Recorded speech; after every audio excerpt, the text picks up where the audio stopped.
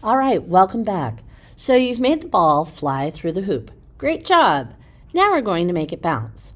Remember what I said at the beginning? I like to work from the beginning to the end, so I make 2 keyframes to make things happen. Now you've already got 3 keyframes for the ball, but essentially we're the beginning of when the bouncing takes place. That's where we're at. So this is a new keyframe at the end. So what I'll do is I'll go about 3 seconds ahead. Let's go to the 4-second mark because that's about where it's gonna come to an end, where the ball will stop after it's done bouncing a few times. That's all I'm doing right now. I'm just kind of looking at where it should probably end. This is the distance from here to the 3-point line.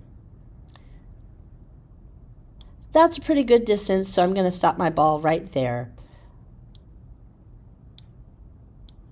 at about 4 seconds, which might be too long if it's going to bounce, bounce, bounce, and then eventually stop right there. So let's start making it bounce. If we know we want to make it bounce 3 times, we just divide this area into 3 sections. So we're going to go from this keyframe up into a third, roughly. Let's put our first bounce right here. That's where it's going to hit the ground and go back up. So straight up, and I'm holding shift to make sure that it doesn't move left to right. I'm just holding the shift key, which constrains the movement and makes it go straight up. We might need to change the angle of that trajectory here when we get there. I also noticed how I want all of my keyframes kind of moving forward from now on to be linear. So I'm going to make sure that this keyframe right here, this one, and this one, are all the ones happening now, that they're all linear, at least for right now, because we're going to change something about that in a second, but right now they're all linear. Because there's really nothing other than just hitting the ground that's making it bounce. So there's no like rounded arc on those floor parts.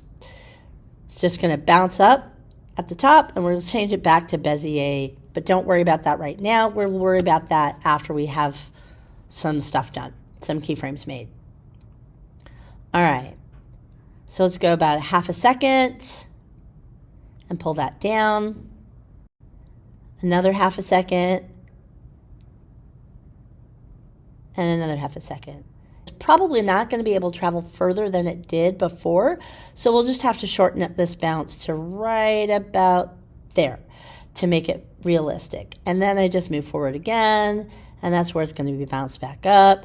So let's just pull it back a little bit, and we're going to move forward, and that'll be the low point. So stop down right there, a little bit down the court now, and then just kind of roll up to this final resting spot.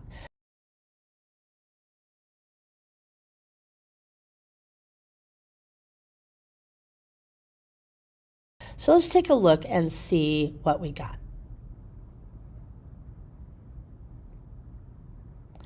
Okay, so see, this is what I need to work on next. There's,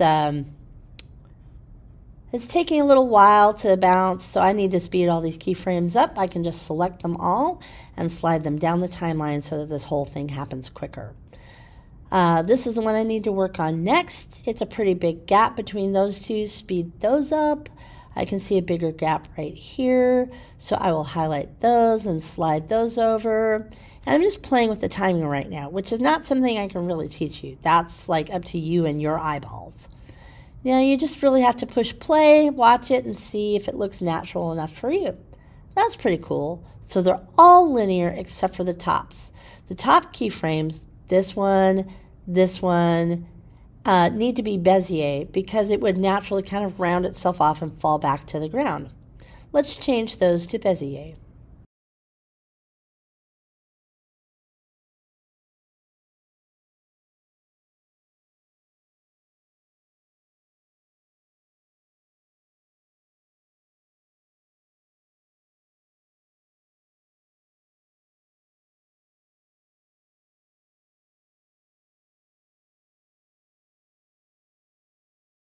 Let's work on, let's zoom in and take a look at these guys and refine them just a little bit. So we're going to take the handle and pull this out. See how I can pull that handle out? Makes it more of a round curve at the top. Same for the next one.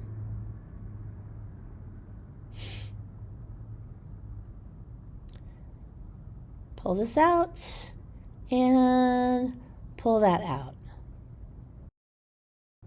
Cool.